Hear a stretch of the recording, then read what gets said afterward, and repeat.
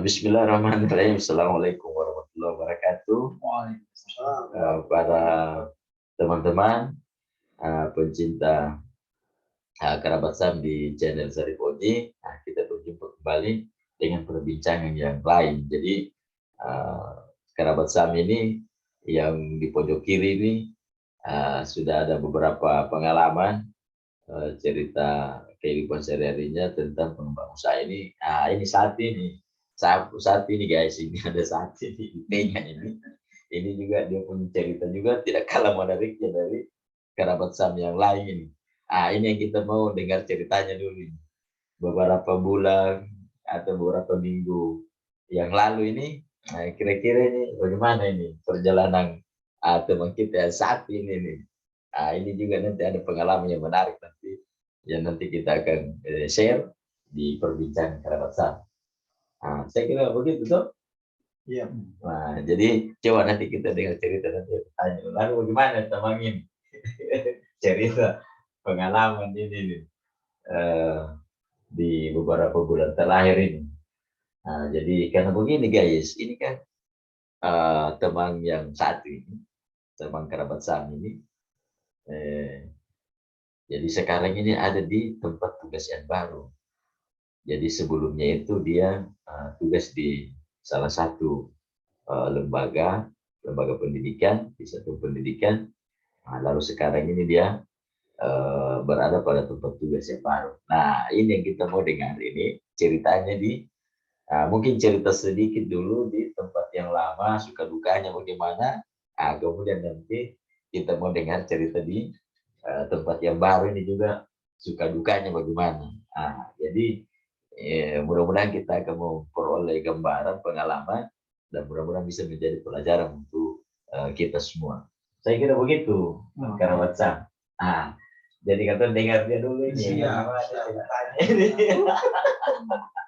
Oke, lanjut.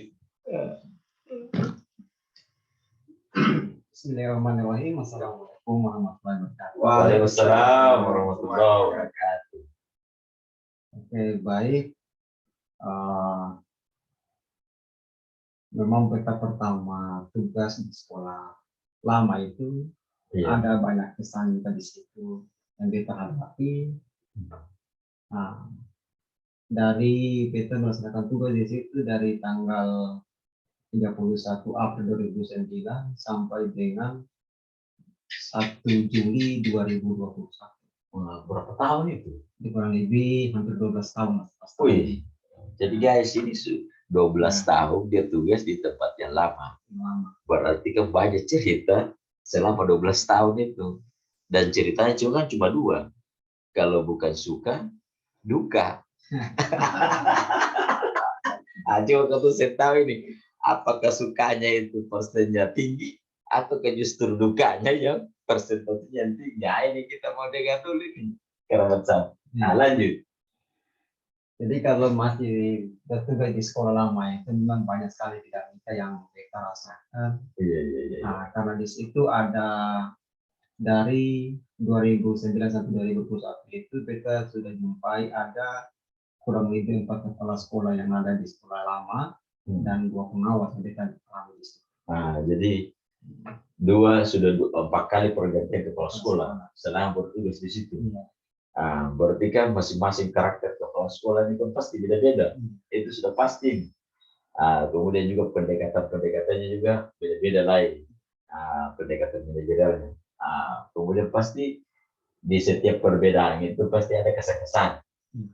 Jadi bagaimana?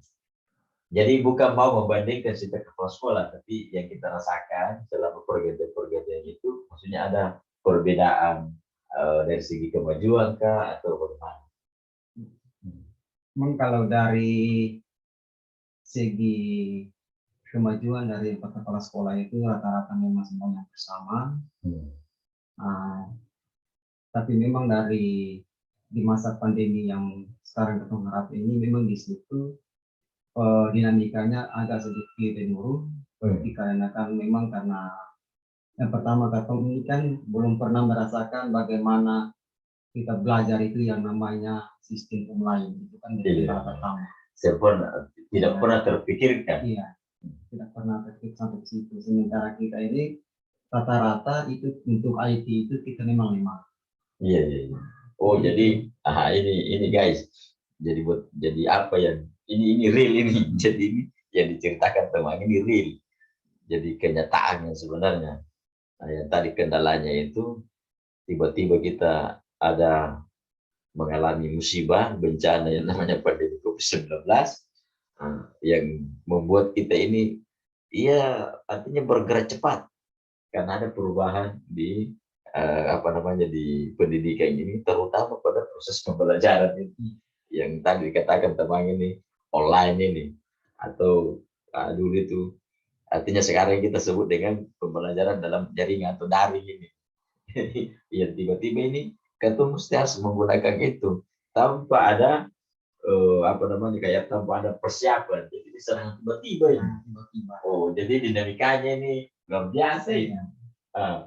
Lalu bagaimana itu untuk menghadapi itu?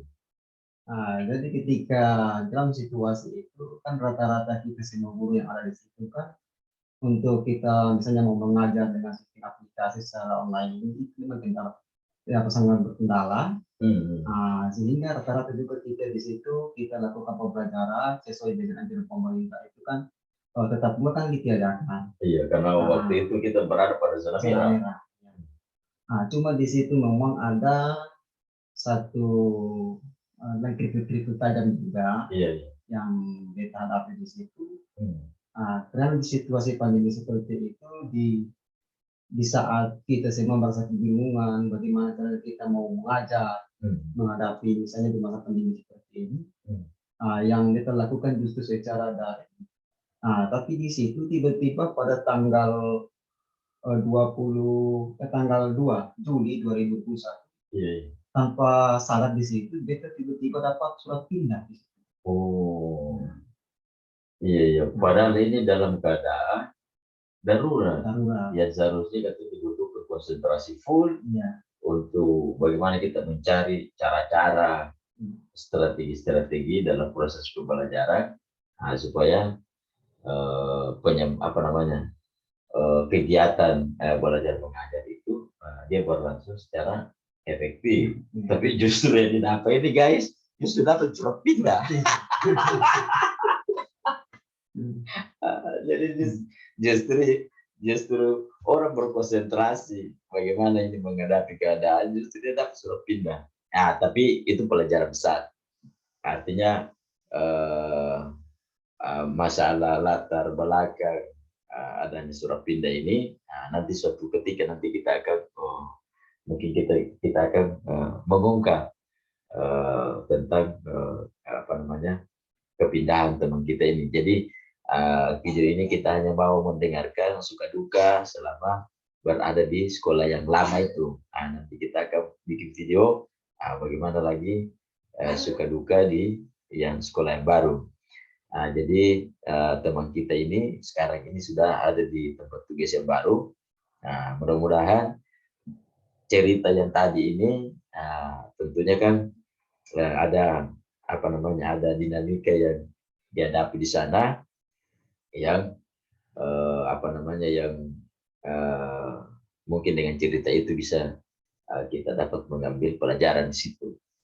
Jadi memang waktu masuk COVID-19 ini hampir seluruh satu pendidikan di seluruh Indonesia itu ya tanda petik kelabakan ini kita untuk melakukan bagaimana proses pembelajaran yang kita melakukan ini.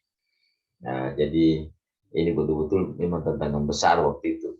Ya, tetapi seiring perjalanan sedikit demi sedikit kita mulai belajar untuk bisa kita melakukan proses pembelajaran lewat online.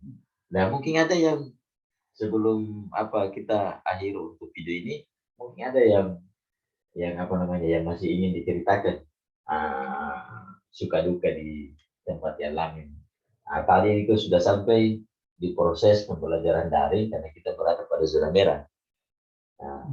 Lalu bagaimana dengan istilahnya perhatian lah, misalnya perhatian pimpinan terhadap proses pembelajaran ketika itu di sekolah yang lama.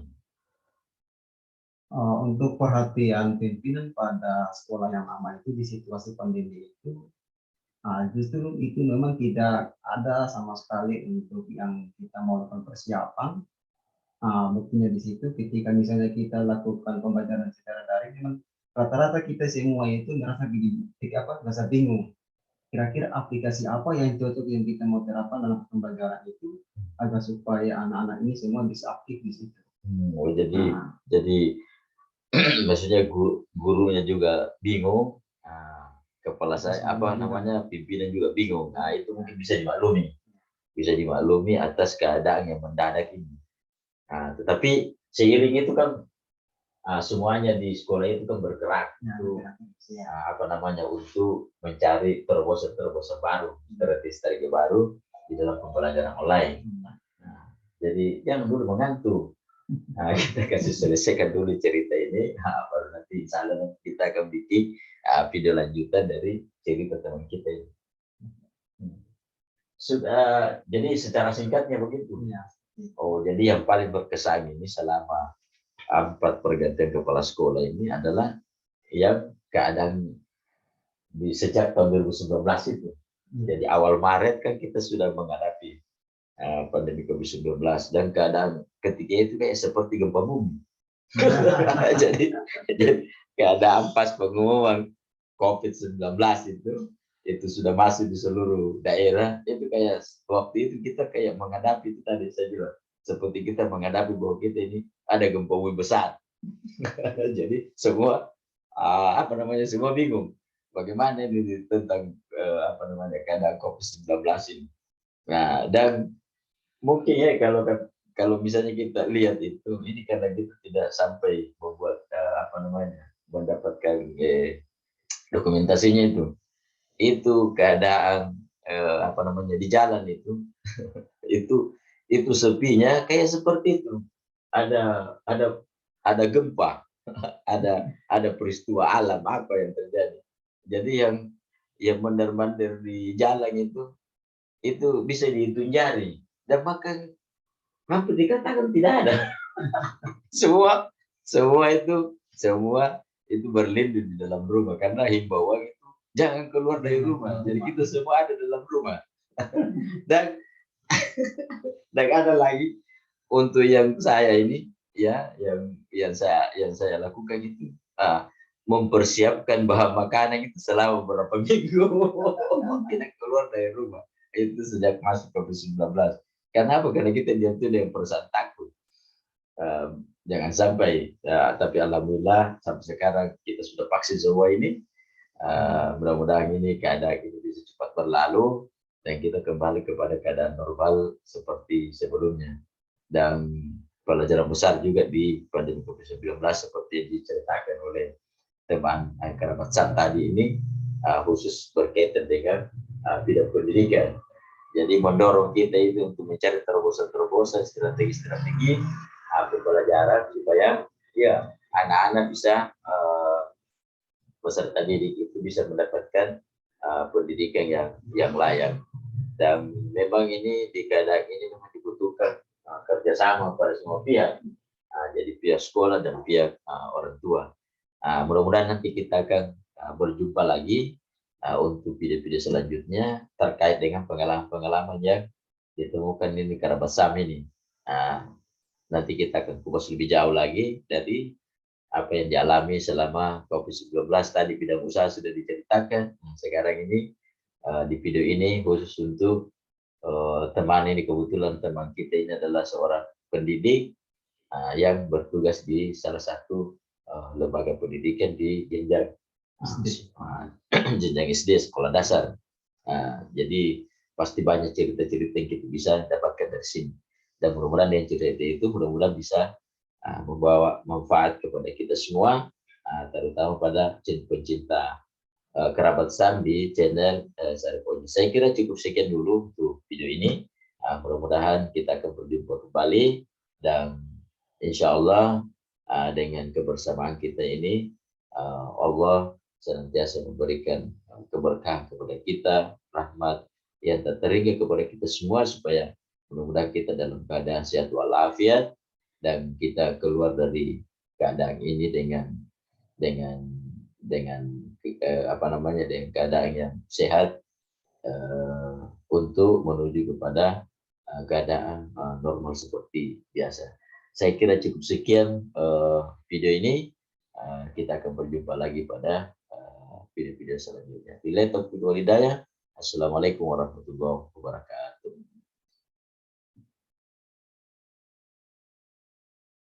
Lumayan kan, ada video. Masih mengantuk. Semangat, semangat. Mantap.